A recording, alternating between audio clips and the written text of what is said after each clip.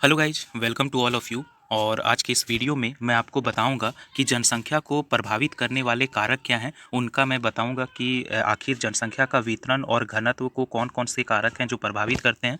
और यानी कि describe the features affecting the distribution of population. ठीक है, तो मैं पहले ये बता देता हूँ कि आखिर मैं इसमें क्या क्या डिस्कस करूँगा। जनसंख्या को प्रभावित करने वाले कारकों में सबसे पहला मैं प्राकृतिक कारक जो भी है उसको बताऊँगा। प्राकृतिक कारक के बाद मैं मानवीय कारक के बारे में बताऊँगा कि आखिर कौन कौन सा प्राकृतिक कारक और मानवीय कारक हैं जो कि जनसंख्या को प्रभावित करते हैं। और उसके बाद जो है मैं बताऊंगा कि इसका मेन जो निष्कर्ष क्या है कि आखिर जनसंख्या को प्रभावित कौन करता है। ठीक है, तो यहाँ तक तो आप समझ गए कि आखिर मैं क्या क्या समझाऊंगा। ठीक है, अब मैं वीडियो स्टार्ट करने से पहले मैं एक बार ये भी बता दूं कि आपको मेरे वीडियो को समझने के लिए सबसे पहले ध्यान से सुनना पड़ेगा कि मैं क्या क्या कह रहा हूँ, क्योंकि इसमें जो है वीडियो को जो है जो हम पढ़ाएंगे उसको देखने से ज़्यादा सुनने पे डिपेंड करेगा। सुनने से जो है आप ज़्यादा समझ में आएगा। ठीक है, तो सबसे पहले अब हम लोग स्टार्ट करने जा रहे हैं जनसंख्या।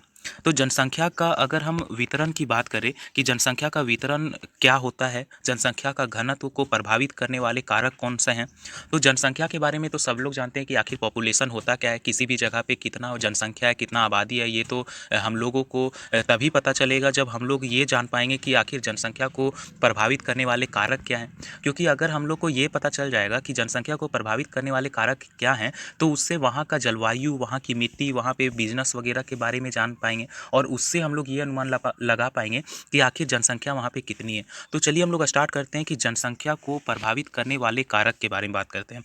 तो अगर क्या होता है कि जनसंख्या का जो भी क्षेत्रीय वितरण या घनत्व है, ठीक है, तो उसको प्रभावित करने वाले कारक बहुत सारे हैं, अलग अलग प्रकार के हैं। और उनका जो कार्य करने का जो विधि है वो भी अलग प्रकार का है। ठीक है, तो उनको उनके करने के तरीके उनका जो विधि है उसके हिसाब से हम लोग जनसंख्या को प्रभावित करने वाले कारकों को दो भागों में बांटते हैं। ठीक है, पहला आता है प्राकृतिक कारक और दूसरा आता है मानवीय कारक। पहला क्या बोले, प्राकृतिक कारक, और दूसरा होता है मानवीय कारक। तो प्राकृतिक कारक में क्या होगा, जो प्रकृति वगैरह के कारण होगा, जैसे जलवायु हो गया, धरातल हो गया, जल आपूर्ति हो गया, खनिज संसाधन हो गया, प्राकृतिक वनस्पति हो गया। क्यों? क्योंकि ये सब जो है सारा प्राकृतिक चीज़ है, जिसके वजह से अगर कोई जगह पे कैसे इफेक्ट होता है ये बताएंगे।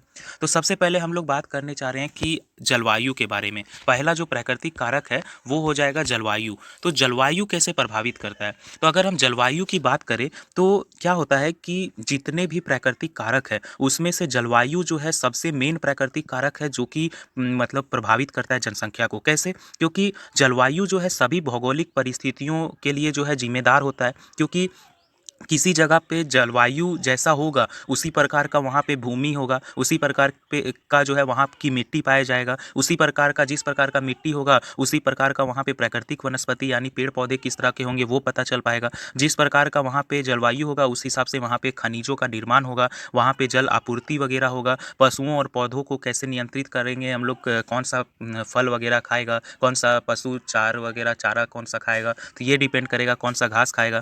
तो जलवायु जो होता है, जितने भी प्राकृतिक कारक हैं उनमें से जो सबसे मेन प्राकृतिक कारक है वो है जलवायु। और जलवायु की अगर हम बात करें तो वो तो हम बता दिए कि भूमि का आकार, मिट्टी का बनावट, प्राकृतिक वनस्पति, खनिजों का निर्माण या जलापूर्ति, ये सब जो है डिपेंड करता है जलवायु के ऊपर। अब और क्या है कि अधिक नीचा एवं अधिक ऊंचा तापमान भी जो होता है वो मानव के भौगोलिक वितरण को नियंत्रित करने वाला प्रमुख कारक है। जलवायु में आ जाता है क्या तुम्हारा, एक तो आ गया मेरा जलवायु में तापमान, दूसरा वर्षा, शुष्कता और आर्द्रता। तो ये सभी डिपेंड करता है प्राकृतिक कारक को प्रभावित करने के लिए। क्योंकि क्या होता है कि अगर मान लेते हैं किसी जगह है, ठीक है, और वो जगह पे क्या है कि बहुत ज़्यादा तापमान है या बहुत कम तापमान है, तो वैसा जगह पे भी लोग नहीं रह सकते हैं। क्योंकि अगर बहुत कम तापमान रहेगा तो वहाँ पे लोग रह नहीं पाएंगे। जैसे एक जगह है, मान लेते हैं अंटार्कटिका या ग्रीनलैंड, ये सब जगह क्या है, बहुत ज़्यादा कम टेम्परेचर होने के कारण 40 लाख वर्ग किलोमीटर क्षेत्र को जो है मानव निवास के लिए अनुपयुक्त कर दिया गया है। मतलब कि जनसंख्या किस लिए वहाँ नहीं रह सकती है, क्योंकि वहाँ टेम्परेचर कम है। इसी तरह यूरेशिया की अगर बात करें, यानी कि यूरेशिया क्या है, यूरोप प्लस एशिया, यूरोप और एशिया से मिल करके यूरेशिया बना है। और वहाँ की 25 लाख वर्ग किलोमीटर भूमि जो है, जनसंख्या का घनत्व जो है एक व्यक्ति प्रति वर्ग किलोमीटर से भी कम है। मतलब अगर तुम हर 1 किलोमीटर वर्ग किलोमीटर की बात करें तो वहाँ एक व्यक्ति से भी कम है। तो सोच सकते हैं कि जितना भी जो ठंडा क्षेत्र होता है वहाँ पे कितना कम टेम्परेचर होता है। ठीक है, और कम टेम्परेचर होने के कारण क्या होता है, वहाँ जनसंख्या कम होती है। इसी तरह अगर बहुत ज़्यादा गर्मी होगा, बहुत ज़्यादा गर्मी वाला जगह रहेगा, जैसे मरुस्थल वगैरह। कौन सा मरुस्थल? जैसे सहारा मरुस्थल हो गया, थार मरुस्थल हो गया, गोबी, अरब, कलहारी या कोलोराडो, ये सब जितना भी मरुस्थल है, वहाँ पे क्या होता है कि बहुत ज़्यादा गर्मी होने के कारण वहाँ पे क्या होगा, वर्षा वगैरह ज़्यादा होगा नहीं, जितना भी जल वगैरह का जो पूर्ति हो नहीं पाएगा, खनिज संसाधन कुछ होंगे नहीं। उसके बाद वहाँ पे पेड़ पौधा जो है वैसा उगेगा नहीं, जिससे हम लोग फसल वगैरह वो भी नहीं उगा पाएंगे, मिट्टी अच्छा नहीं होगा, उपजाऊ नहीं होगा। तो या तो बहुत कम टेम्परेचर हो या तो बहुत ज़्यादा टेम्परेचर हो, दोनों पे ही क्या होगा, जनसंख्या जो है क्या होता है, बहुत ही कम हो जाता है। ठीक है। अब अगर हम बात करें वर्षा की, ठीक है, अगर हम वर्षा की बात करें तो वर्षा और तापक्रम यानी कि ताप वगैरह यानी तापमान, दोनों एक साथ मिल करके जो है किसी भी देश की जो है वनस्पति वगैरह को निर्धारित करती है कि आखिर वहाँ पे कितना ज़्यादा वर्षा हो रहा है, कितना सेंटीमीटर वर्षा हो रहा है, ये जो नापते हैं कितना ऊंचा, या फिर अगर कितना जो है वहाँ पे तापमान है, तो ये सब डिपेंड करता है वनस्पति वगैरह के लिए। ठीक है। जैसे कि अगर मान लेते हैं कि सहारा या कलहारी, अरब, मध्य एशिया या ऑस्ट्रेलिया, जितना भी गर्म वाला रीजन है, वहाँ पे क्या होता है कि लोग जो है वो कम रहते हैं। क्यों? क्योंकि वहाँ पानी वगैरह का सुविधा उतना नहीं है, वहाँ पे बालू ही बालू सब जगह पे रहेगा, जिसके कारण क्या होगा कि वहाँ पे खेती करने लायक कोई ज़मीन नहीं रहेगा। खेती करने लायक ज़मीन नहीं रहेगा तो लोग खाएंगे पिएंगे क्या? तो वहाँ रहेंगे क्यों? ठीक है। अब अगर हम बात करें तो गर्मी वाला जो रीजन है, तो शुष्कता की अपेक्षा में जो है शुष्कता ने शीत की अपेक्षा अधिक भूभाग को जो है मानव के लिए व्यर्थ बना दिया है। क्यों? क्योंकि मान लेते हैं बहुत ज़्यादा गर्मी है, ठीक है, तो ठंडा में आदमी थोड़ा बहुत रह लेगा, बारिश उरिश हो रहा है, थोड़ा बहुत खेती हो जाएगा, लेकिन अगर बहुत ज़्यादा गर्मी है तो वहाँ पे तो आदमी एकदम नहीं रह सकता है। ठीक है। तो धरातल पर लगभग 40 लाख वर्ग किलोमीटर जो क्षेत्र है वो बहुत ही ज़्यादा शुष्क है, यानी कि गर्म है, और शुष्कता के कारण क्या है कि वहाँ पे वनस्पति वगैरह पेड़ पौधा का क्या होगा, अभाव होगा, कमी होगा, जिसके कारण क्या होगा कि वो जो जगह है वो मानव निवास के लिए अनुपयुक्त हो जाएगा। ठीक है। इसी तरह क्या है, बहुत ज़्यादा गर्मी और बहुत ज़्यादा ठंडा तो हम बता दिए, जैसे मान लेते हैं कि कोसी कांगो बेसिन है, अमेजन बेसिन है, गिनी तट है, ये सब जगह क्या है, अधिक आर्द्रता के कारण जो है यहाँ पे मानव का निवास के लिए जो है अनुपयुक्त परिस्थितियाँ उत्पन्न हो गई है। ठीक है। और यहाँ का जो जलवायु है वो अस्वास्थ्यकर है, यानी कि वहाँ पे स्वास्थ्य बहुत ज़्यादा खराब होता है। इसीलिए इन प्रदेशों को, इन जगहों को हम लोग जो है गोरे लोगों का कब्र के नाम से भी जानते हैं। ठीक है। अब जहाँ पे मान लेते हैं बहुत ज़्यादा वर्षा वगैरह जो है अच्छा ठीक ठाक हो रहा है, अन्य भाग पे जो है वर्षा वगैरह ठीक हो रहा है, और वो नियमित आवश्यकताओं वगैरह का पूर्ति कर रहा है जो जगह, तो वहाँ पे क्या होगा, लोग जो है अधिक से अधिक निवास करना चाहेगा, अस्थायी रहना चाहेगा, वहाँ पे लोग जो है अपने उद्योगों को विकसित करेंगे, वहाँ पे धीरे धीरे लोगों का जनसंख्या बढ़ेगा। तो ये सब डिपेंड करता है। तो अगर हम लोग जलवायु का तो बात कर लिए कि आखिर जलवायु कैसे डिपेंड करता है, जलवायु में तापमान, वर्षा, शुष्कता या आर्द्रता कैसे ये प्राकृतिक कारक है और वो जनसंख्या के वितरण और घनत्व को प्रभावित करता है। इसके बाद हम लोग बात करने वाले हैं धरातल का स्वरूप। धरातल की स्वरूप की अगर हम बात करें तो धरातल का जो स्वरूप है, इसमें सबसे पहले आता है पर्वत, फिर आता है पठार, फिर हम मरुस्थल की बात करेंगे, उसके बाद जो है हम बात करेंगे ये मैदानी क्षेत्र का। ठीक है।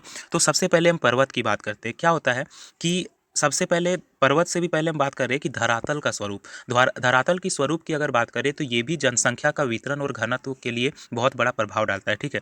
क्योंकि उस स्थान का जनसंख्या का जो सघनता होगा, यानी कि जो उसका घनत्व होगा, उसका आभास जो है हम लोग वहाँ की धरातल से मतलब पहचान सकते हैं। अब कैसे पहचानेंगे उसको हम एक एक करके बताते हैं। जैसे मान लेते हैं कोई जगह है पर्वत, अब पर्वत जो है वो अगर मानव समाज के लिए बोले तो ये पर्वत का मानव समाज में बहुत ज़्यादा महत्व है। ठीक है। लेकिन अगर जनसंख्या का घनत्व और वितरण के बेसिस पे बोले तो पर्वत जो है वो आकर्षण का केंद्र नहीं है। मतलब कहने का मतलब क्या है, जितना भी पर्वत वगैरह है वहाँ पे क्या होता है, उबड़ खाबड़ जमीन होता है, उस वहाँ का जो जमीन होता है बहुत ज़्यादा ढलान वाला होता है, कठोर होता है, वहाँ की मिट्टी, वहाँ की जो मिट्टियाँ होती है वो बहुत ही ज़्यादा अनउपजाऊ होता है, वहाँ पे जो सिंचाई व्यवस्था होती है उसकी अभाव होता है। अब पहाड़ी वाला क्षेत्र है तो वहाँ पे परिवहन यानी कि गाड़ी वगैरह का साधन नहीं होता है, सड़क वगैरह अच्छा से बना हुआ नहीं होता है, और ये सब चीज़ के पिछड़े होने के कारण जो है वहाँ पे क्या होता है कि अगर अनउपजाऊ मिट्टी होगा तो वहाँ पे कृषि जो है, खेती वगैरह नहीं किया जा सकता है, यानी कि कृषि कार्य जो है सुचारू रूप से नहीं किया जा सकता है।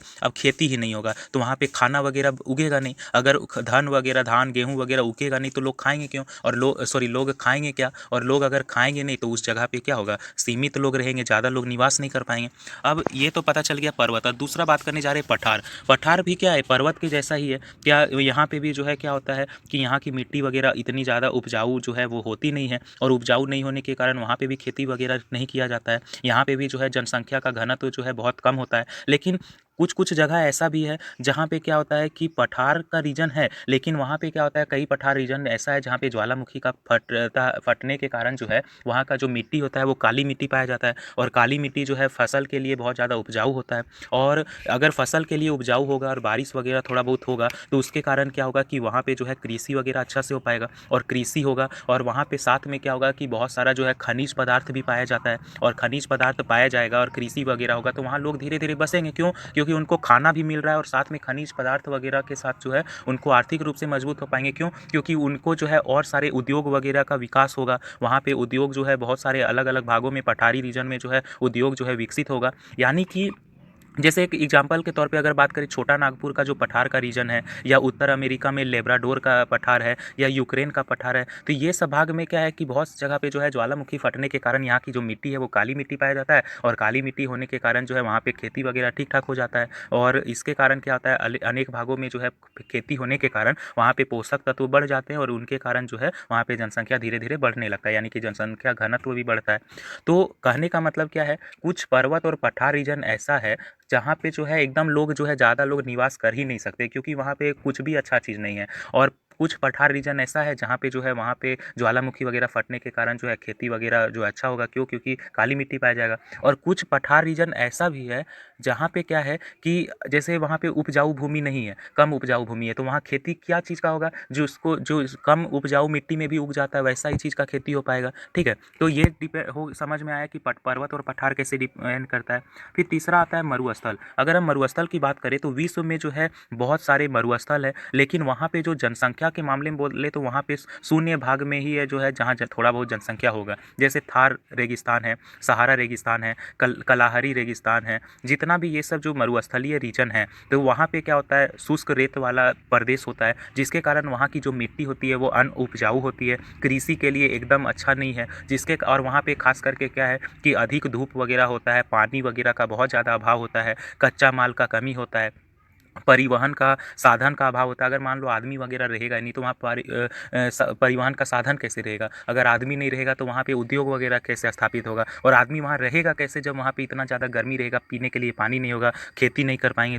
तो किसी भी जगह पे खेती वगैरह तब होता है जब वहाँ की मिट्टी वगैरह अच्छा है। लेकिन मरुस्थलीय रीजन में क्या होता है कि खेती के लिए मिट्टी जो है उपजाऊ नहीं होती है, अनउपजाऊ होने के कारण मरुस्थलीय रीजन में भी ज़्यादा लोग नहीं रह सकते हैं, और वहाँ पे घुमक्कड़ चरवाहे ही केवल थोड़ा बहुत जीवन यापन करते हैं। वो अपने पशुओं को जो है थोड़ा बहुत जो घास वगैरह उगता है या जो थोड़ा बहुत जो प्लांट उगते हैं छोटे छोटे, उनको खिला करके उनका गुजारा करवाते हैं। ठीक है, अब बात करते हैं मैदानी क्षेत्र की। तो मैदानी क्षेत्र की अगर हम बात करें तो मैदानी क्षेत्र भी जो है आकर्षण का सबसे महत्वपूर्ण क्षेत्र है। ठीक है, अगर हम धरातलीय रीजन में बात करें, पर्वत पठार मरुस्थल या मैदानी क्षेत्र में, तो मैदानी क्षेत्र जो है सबसे अधिक आकर्षण का केंद्र है। वहाँ पे सबसे ज़्यादा अधिक संख्या में जो है लोग निवास करते हैं, क्योंकि जैसे मान लेते हैं फिंच एक व्यक्ति हैं, उन्होंने दक्षिणी और पूर्वी एशिया की सभ्यता को मिट्टी की सभ्यता के नाम से पुकारा है, क्योंकि यहाँ का जो अधिकांश जनसंख्या है वो नदियों द्वारा ही निर्मित मैदानों में रहती है। ठीक है, यहाँ पे जितना भी समतल भूमि वगैरह की अगर हम बात करें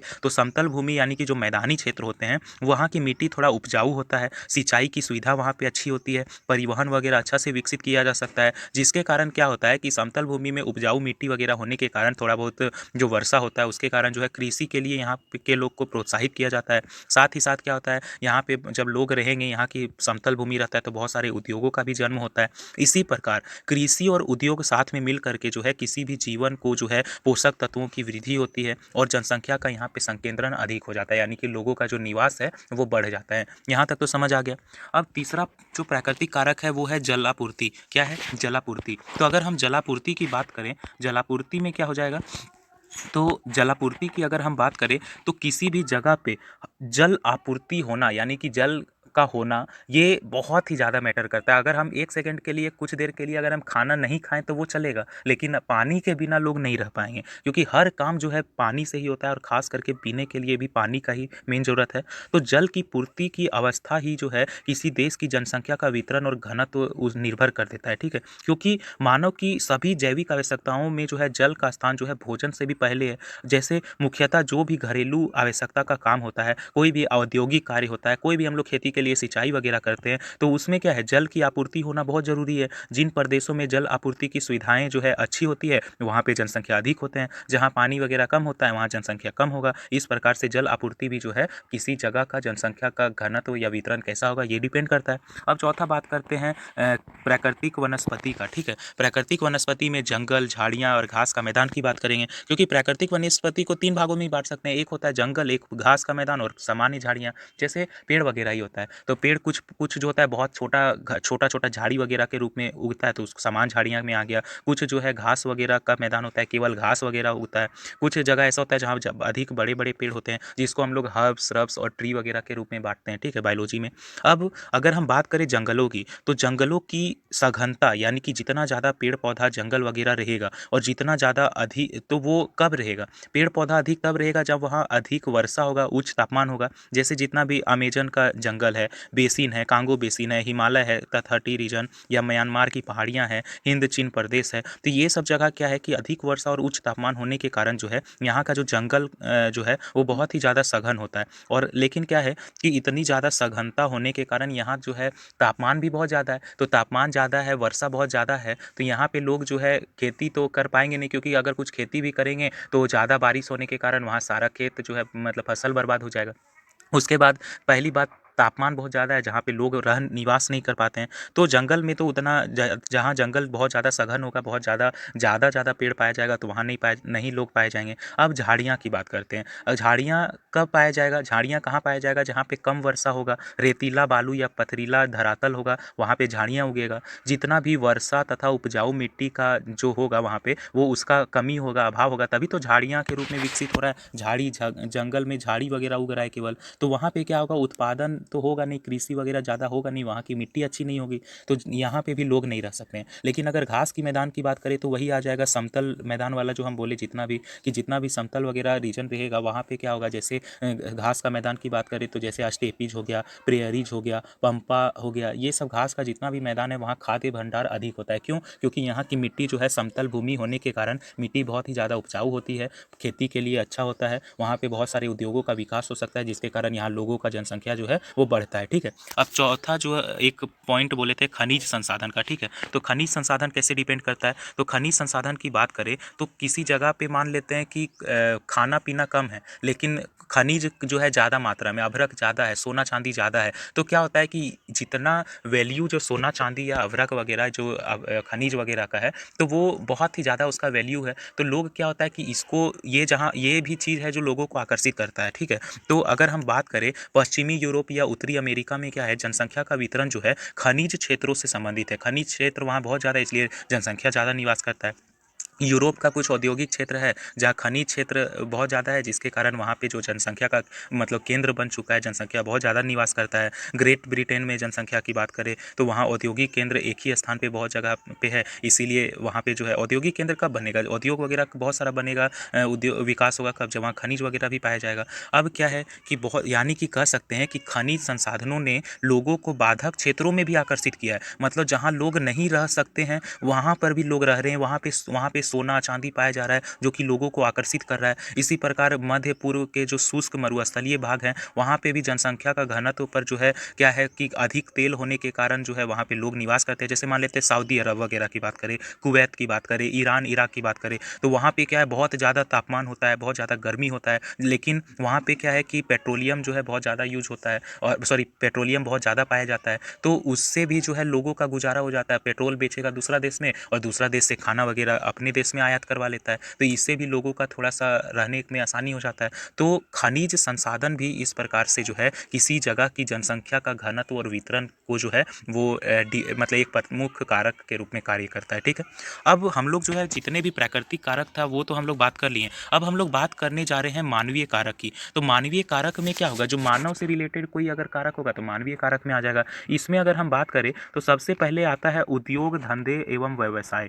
जहाँ पे मान लेते हैं, ऐसे समझो कि अगर पहले बात ऐसे समझो कि जहाँ पे थोड़ा खेती करने लायक प्राकृतिक जलवायु अच्छा हुआ, तो प्राकृतिक जलवायु होगा अच्छा, यानी कि खेती वगैरह अच्छा होगा, तो वहाँ लोग निवास करेंगे। और लोग निवास करेंगे तो धीरे धीरे वहाँ पे क्या होगा, परिवहन वगैरह का सुविधा होगा। वहाँ पे जो है धीरे धीरे उद्योगों का जो है सेटअप होगा, बहुत सारे जो है काम वगैरह स्टार्टिंग होगा, जिसके कारण क्या है, उद्योग और धंधा वहीं पे ज़्यादा होगा जहाँ जनसंख्या ज़्यादा होगा। या ये कह लो कि उद्योग और धंधा जहाँ पे ज़्यादा होगा, बिजनेस जहाँ ज़्यादा होगा, वहाँ लोग जो है ज़्यादा वहाँ रहेंगे, ठीक है। तो उद्योग और धंधा भी जो है डिपेंड करता है। अब कैसे क्या क्या थोड़ा सा बता देते हैं, ठीक है। जनसंख्या वृद्धि के साथ साथ जो है मानव ने खाद्यान्न एवं अन्य आवश्यकताओं की पूर्ति हेतु जो है जीवन पोषक तत्वों में वृद्धि तथा उनके उद्योगों का सहारा लिया, क्योंकि उद्योग जो है मानव को कृषि की अपेक्षा जीवन निर्वाह की अधिक सामग्री प्रदान करता है, ठीक है। उद्योग जो है वहाँ पे खेती भले ही ना हो, लेकिन अगर उद्योग है तो लोग ज़्यादा निवास करते हैं। जैसे मान लेते हैं कि खेती वगैरह की अगर हम बात करें तो वो गांव गांव वाला रीजन में होता है, गांव में अधिक खेती होता है, लेकिन फिर भी क्यों यहाँ के गांव से लोग जो है शहर में जाते हैं, क्योंकि वहाँ पे जो है बिजनेस ज़्यादा होता है, वहाँ पे उद्योग ज़्यादा होता है, जिसमें उनको काम मिलना जो है आसानी होता है, रोजगार ज़्यादा होता है। तो उद्योग जो है कृषि से भी ज़्यादा मैटर करता है, ठीक है। तो उसके बाद जो है ये भी निर्भर करता है। उसके बाद हम लोग बात करने जा रहे हैं परिवहन का साधन के बारे में, ठीक है। तो परिवहन की अगर हम साधन की बात करें, दूसरा जो मानवीय कारक है वो है परिवहन की साधन। अब जहाँ पे जो है क्या है कि परिवहन का जो साधन है वो जनसंख्या के विकास में जो है महत्वपूर्ण भूमिका जो है अदा करता है, क्योंकि परिवहन के साधन जो हैं वो आर्थिक क्रियाकलाप के में जो है महत्वपूर्ण स्थान रखते हैं। अब जैसे कोई बिजनेस का ही काम रहता है, कोई सामान वगैरह को एक जगह से दूसरा जगह आयात या निर्यात करना रहता है, तो वहाँ परिवहन बहुत ज़्यादा इंपॉर्टेंट हो जाता है। अगर मान लेते हैं कि कोई सामान को एक अपना ही मतलब जैसे आलू की जहाँ पे ज़्यादा खेती होती है, तो वो जैसे पश्चिम बंगाल वगैरह हो गया, तो वहाँ से आलू वगैरह दूसरा राज्य में जाता है भारत का, या दूसरा राज्य में कोई चीज़ का ज़्यादा खेती है तो होता है, तो वहाँ से वो दूसरा राज्य में जाता है, ठीक है। तो परिवहन का जो है जनसंख्या के वितरण पे बहुत ज़्यादा डिपेंड करता है, ठीक है। क्योंकि अगर जैसे देखो क्या है कि जहाँ पे लोग ज़्यादा होंगे तो वहाँ परिवहन भी ज़्यादा होगा, जहाँ पे परिवहन ज़्यादा होगा तो वहाँ लोग भी ज़्यादा होगा, मतलब दोनों एक दूसरे पे डिपेंडेंट है, ठीक है। तो ये कह रहे हैं कि जैसे मान लेते हैं कि छोटा नागपुर का जितना भी पठारी रीजन है, तो ये सब उत्तर अमेरिका का लेब्राडोर पठार वगैरह है, तो ये सब जिस तरह से पठार वगैरह रीजन में अधिक लोग रहते हैं, क्योंकि वहाँ पे खेती वगैरह अच्छा होता है, उद्योग वगैरह का विकास होता है। इसी तरह शहर रीजन में भी जो है अधिक जो है खेती तो उतना नहीं होता है, लेकिन उद्योग ज़्यादा होने के कारण, वहाँ पे काम ज़्यादा मिलने के कारण वहाँ लोग जो है वो अच्छे ज़्यादा रहते हैं, और वहाँ परिवहन की भी सुविधा होती है। जिस जगह पे ज़्यादा, जैसे मुंबई ही मान लेते हैं, तो मुंबई में बहुत ज़्यादा काम है, तो बहुत ज़्यादा काम होने के कारण वहाँ पे मेट्रो वगैरह चलाया गया है, वहाँ पे गाड़ी पॉल्यूशन कम हो इसके लिए भी मेट्रो वगैरह ट्रेन चलाया जाता है। तो परिवहन का किसी जनसंख्या का निर्धारण में भी महत्वपूर्ण योगदान होता है। अब तीसरा जो कारण है वो है राजनीतिक कारक, ठीक है। तो राजनीतिक कारक कैसे डिपेंड करेगा, कहता है कि जैसे मान लेते हैं कि भारत सरकार जो है वो बहुत ही ज़्यादा उदार नीति है यहाँ का, ठीक है। यहाँ पे जो भी संविधान वगैरह बनाया है वो अपने देश वालों के लिए तो बनाया ही गया है, साथ में दूसरे देश आए उनका भी सम्मान करना सिखाता है, ठीक है। तो राजनीतिक नियमों का प्रभाव भी जनसंख्या का वितरण और घनत्व पे सीधा होता है। भारत सरकार जो है उदार नीति के कारण जो है यहाँ पे समय समय पे क्या होता है, पड़ोस का जो देश का जो लोग हैं वो शरण लेने के लिए आते हैं, रहने के लिए आते हैं, और भारत में जो है अस्थायी रूप से बस जाते हैं। अब मान लेते हैं कुछ देश है जैसे ऑस्ट्रेलिया है, तो वहाँ पे वहाँ जो ऑस्ट्रेलिया सरकार है वहाँ पे श्वेत नीति होने के कारण, यानी कि क्या है कि केवल गोरा लोग ही वहाँ रह सकता है, तो वहाँ तो दूसरा लोग रहेगा नहीं, तो दूसरा लोग जब जाएगा नहीं तो वहाँ पे केवल जनसंख्या जो बढ़ेगा वहीं के लोगों के थ्रू जो वहाँ बच्चा होगा वही होगा, लेकिन दूसरा देश से तो वहाँ जनसंख्या बढ़ नहीं रहा है। लेकिन यही भारत है, तो भारत में जो है उदार नीति है, अच्छा नीति है, जिसके कारण दूसरे जगह से भी लोग यहाँ के बसते हैं। यहाँ तो ये नहीं है कि केवल काले लोग चाहे भारतीय लोग ही रहेंगे या फिर सावले लोग, गोरे लोग, मतलब अंग्रेज लोग नहीं रह सकते हैं, अंग्रेज भी रह सकते हैं। अगर ये अब धीरे धीरे सब चीज़ जो है भारत में क्या है धीरे धीरे बहुत ही अच्छा डेवलपमेंट हो रहा है। ऑस्ट्रेलिया की बात करें तो ऑस्ट्रेलिया में जो है बहुत सारा क्षेत्र बेकार इसलिए पड़ा है क्योंकि ऑस्ट्रेलिया में जो है श्वेत नीति, और श्वेत नीति क्या है, केवल गोरे लोग जो है वहाँ रहेंगे, तो अब गोरे लोग रहेंगे तो वहाँ इसीलिए ऑस्ट्रेलिया का बहुत सारा ज़मीन है जो कि खाली पड़ा हुआ रहता है, ठीक है।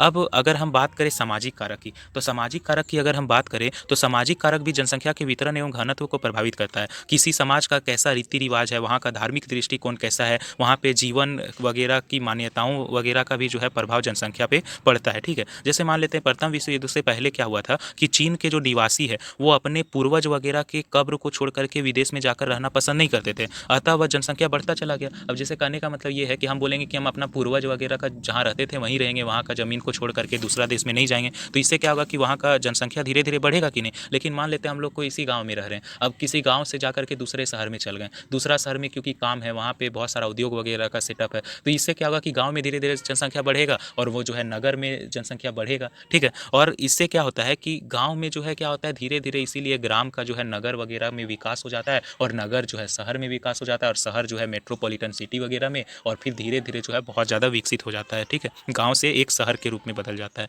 तो इसी तरह से क्या है कि सामाजिक जो व्यवस्था है ये भी जो है एक कारण है जहाँ पे लोगों या उनके परिवार का संबंधी वगैरह रह रहा है, समाज उसका रह रहा है, तो वो डिपेंड करता है कि अगर कई लोग जो हैं वो अपने ही समाज में रहना चाहते हैं, अपने फैमिली के साथ रहना चाहते हैं, तो ये सब क्या हुआ सामाजिक रीजन हो गया। अब अपने साथ रहेंगे तो क्या होगा कि वहाँ पे धीरे धीरे जनसंख्या भी बढ़ेगा। अब पांचवा रीजन जो आता है वो है आर्थिक कारक। आर्थिक कारक कैसे, मानवीय कारक ऐसा मानवीय कारक है जो कि सबसे ज़्यादा जनसंख्या का प्रभावित होने का रीजन है, ठीक है। कैसे? क्योंकि अगर कोई भी व्यक्ति कहीं पे जाता है तो दूसरा काम को से पहले उसका जो है आर्थिक समस्या के कारण ही कहीं पे जाता है। अच्छा सुख सुविधा मिल रहा है, कहीं पे पैसा अधिक मिल रहा है, कमा रहा है, वो अपना स्वास्थ्य वगैरह के लिए अस्पताल वगैरह सही से है, या फिर वहाँ पे जो है शिक्षा वगैरह का व्यवस्था अच्छा है, मेन जो कमाई का जो व्यवस्था है ना उसी के लिए जो है लोग जाते हैं अगर दूसरा जगह पे जाते हैं तो हम कह सकते हैं कि जो आर्थिक कारक है वो जनसंख्या के वितरण एवं घनत्व को सबसे अधिक प्रभावित करता है। भारत में जो भी गांव वगैरह का जनसंख्या है वो घट रही है और नगरों में जनसंख्या बढ़ रहा है, इसका कारण आर्थिक कारण ही है, क्योंकि धन और संपत्ति की रक्षा के लिए जो है वहाँ पे जनसंख्या क्या होता है धीरे धीरे गाँव से छोड़ करके शहर में बसने लगते हैं, वहाँ पे शहर में रहना अधिक पसंद करते हैं। आर्थिक सुरक्षा भी जनसंख्या के घनत्व को प्रभावित करता है। तो इस तरह से हम लोग कह सकते हैं कि जनसंख्या को प्रभावित करने वाला जो कारक है वो केवल प्राकृतिक कारक ही नहीं है, साथ में मानवीय कारक भी है। और प्राकृतिक कारक में बता दिए जलवायु, धरातल के स्वरूप, जल आपूर्ति, खनिज संसाधन और प्राकृतिक वनस्पति है। इसी तरह मानवीय कारक में अगर हम बात करें तो उद्योग धंधा या व्यवसाय, दूसरा परिवहन का साधन, राजनीतिक कारक, सामाजिक कारक और आर्थिक कारक है। तो निष्कर्ष ये है कि किसी भी जगह पे जनसंख्या का वितरण की हम बात करें तो वो एक चीज़ पे डिपेंड नहीं करता है, वो दोनों चीज़ पे डिपेंड करता है, प्राकृतिक कारक पे भी डिपेंड करता है और मानवीय कारक पे भी डिपेंड करता है। और साथ में जो है मानवीय कारक में सबसे ज़्यादा आर्थिक कारक पे डिपेंड करता है और प्राकृतिक कारक में सबसे ज़्यादा जलवायु और वहाँ पे जल आपूर्ति पे डिपेंड करता है, ठीक है। तो ये जितने भी कारक हैं वो कुछ कम कुछ ज़्यादा, लेकिन हर किसी भी ना किसी तरीके से जो है वो जनसंख्या को प्रभावित करते हैं, और किस प्रकार से करते हैं वो मैं सारा पॉइंट जो है एक एक करके डिस्कस कर दिया। तो आप आई होप कि आपको जो है वीडियो समझ आया होगा कि जनसंख्या को प्रभावित करने वाले कारक कौन से हैं और वो किस प्रकार से हमारे देश में किसी जगह की जनसंख्या को बढ़ाने या घटाने का काम कर रहे हैं। ये मैंने सारा पॉइंट एक एक करके डिस्कस कर दिया। तो अगर वीडियो अच्छा लगे तो वीडियो को लाइक कर दे, कमेंट कर दे और चैनल को सब्सक्राइब कर लें। और ये मैं जो वीडियो बना